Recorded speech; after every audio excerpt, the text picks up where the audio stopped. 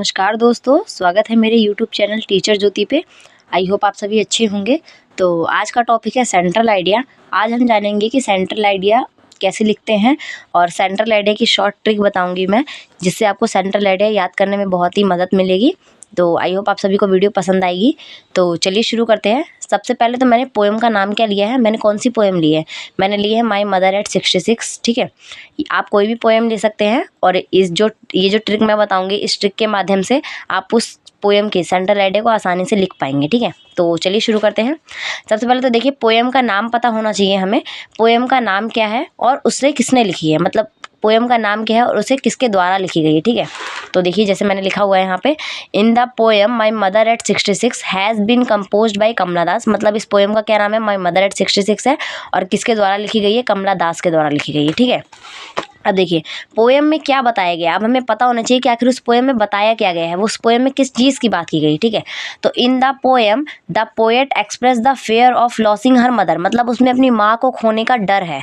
इस पोएम में यही बताया गया है कि जो कमला दास है, उन्हें माँ को खोने का कितना डर है। ठीक है, अब देखिए, अगर माँ को खो देने का डर है तो क्यों है, मतलब उन्हें माँ को खो देने का आखिर डर है क्यों। ठीक है, because her mother was 66 years old. क्योंकि जो उनकी माँ थी वो 66 ईयर्स ओल्ड की थी। ठीक है, मतलब उनकी जो माँ की उम्र थी वो कितने साल की थी, वो 66 साल की थी। इसी वजह से उन्हें अपनी माँ को खो देने का डर था।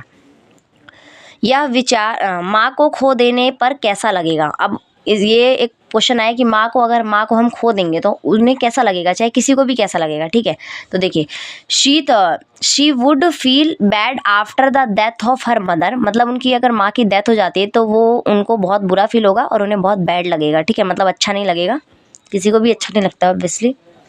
अब देखिए, यह विचार उसे कब आया, मतलब ये विचार उनके मन में आया कैसे। ठीक है, तो she thought it will she was going to coaching airport. मतलब जब वो कोचिंग एयरपोर्ट जा रही थी अपनी माँ के साथ, तब इन्हें वो विचार आया था।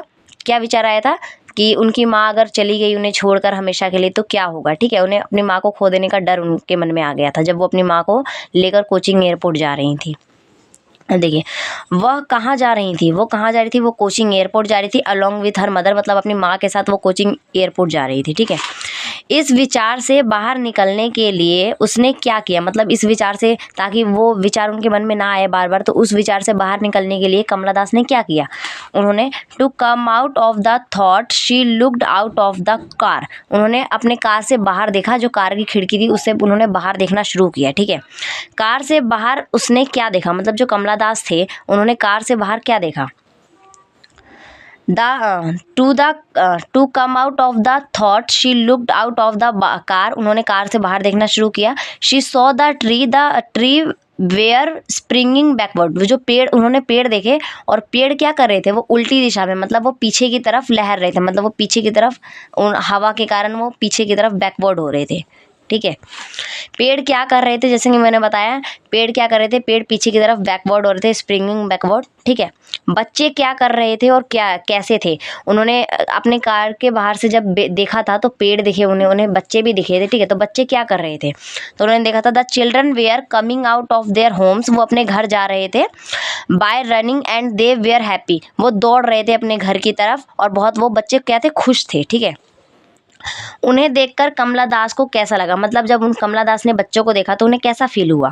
Kamala Das felt happy seeing the children, it give energy and liveness. मतलब उन्हें देख के उनके बॉडी में एक बहुत एनर्जी भर गई, मतलब उनकी बॉडी में एक बहुत एनर्जी आ गई और उन्हें भी बहुत अच्छा लगा। उन्हें भी, उनका जो मन था वो बहुत पहले से खुश हो गया था, मतलब उन्हें बहुत अच्छा लगा, जिस वजह से वो पहले सैड हो गए थे। ये सब बात सोच के वो बातें उनके मन से निकल गई। ठीक है, देखिए, एयरपोर्ट पहुंचने पर क्या हुआ, जब वो एयरपोर्ट पहुंच गए कमला दास और उनकी माँ, तो क्या हुआ था, Kamala Das cross the checkpoint and saw the face her mother again. उन्होंने अपनी माँ का चेहरा वापस से देखा एयरपोर्ट पहुंचने के बाद। क्रॉस पॉइंट पे जब वो पहुंच गए थे तो माँ उनकी कैसी लग रही थी या दिख रही थी, उस टाइम उनकी माँ कैसी लग रही थी और कैसी दिख रही थी। ठीक है, तो the mother was looking sad and pale due to her grow age. उनकी बढ़ती हुई उम्र के कारण उनका फेस पीला पड़ा हुआ था और उनकी जो एज थी वो साफ साफ नज़र आ रही थी कि उनकी एज जो है वो बढ़ती जा रही है। तो इसी के कारण कमला दास जी फिर से सैड हो गए थे। यही था सेंट्रल आइडिया।